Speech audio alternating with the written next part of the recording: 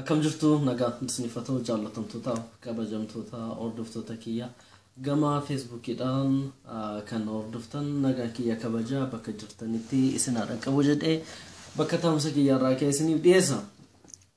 Har'a ijoo dubbii sadii qaba. Inni jalqabaadha yeroo dhiyeenyatti kan inni waadaa isiniif seenu interview yookaan gaaffiif deebii Dr. Eliyaas Osoo wajjiniin gama magaalaa jiraadhu erga dhufe walii wajjiniin taasifne haalota dhimmoota issue Oromoo yeroo adda addaa kan yeroo amma akkasumallee kan gar fuuldura irratti walii wajjiniin akka dubbannu sanallee isiniif dhiyeessuuf akkan jiru waadaa isiniif seena. Amma kallattiidhaan gara ijoo dubbii arrarraa dubbachuu barbaadutti isin deebisa. Innis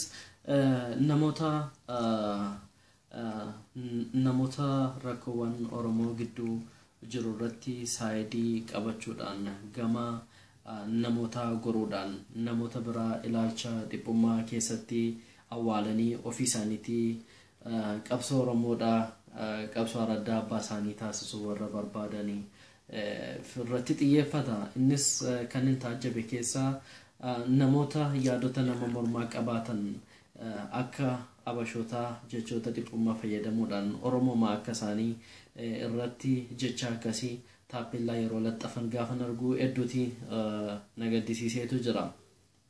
Keessattuu jaarmiyaalee hawaasaa kan Oromoo adda addaa kan politikaas ta'uu danda'a akkasumallee kan miidiyaa adda addaa ta'uu danda'a.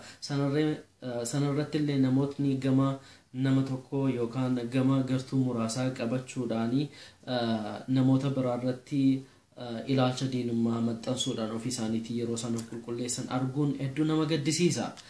Kun hawaasa keenya gidduu keessaa vaayirasiin ammaataan abashaarraa dhaalame kun dhabamuu irra jira jedheetiin amana. Keessattuu namootni akka waan hin dogoggorreetti dogoggora namoota sababa akkaataa itti dhiyeenyaaf firoomanis ta'u walirraa qolachuun kun Oromoodhaafis bu'aa buusu waan hin qabneef kanarraa akka sirrachuu ni qabnu natti mul'ata. Kanarratti bal'inaan artiikilii yookaan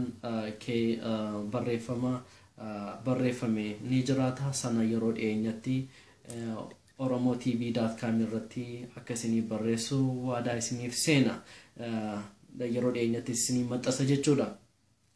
Inni xumuraarratti baacoo gabaabduu tokko immoo gama xumuraan isiniif darbadha. Innis bar tokkotu duree jedhama. Jaarsaaf jaartiitu turanii intala bareedduu tokko qabu turanii.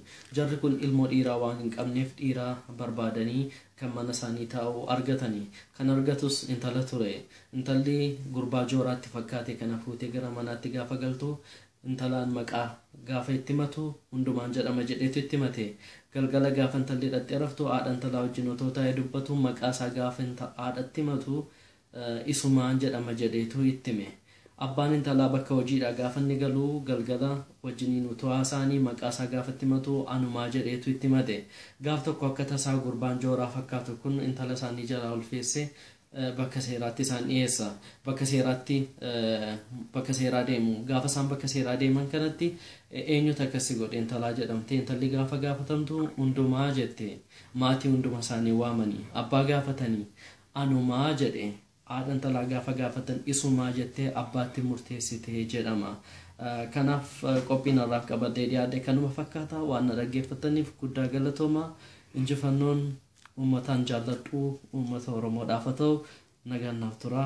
Qophii keenyatti nama wal arginutti.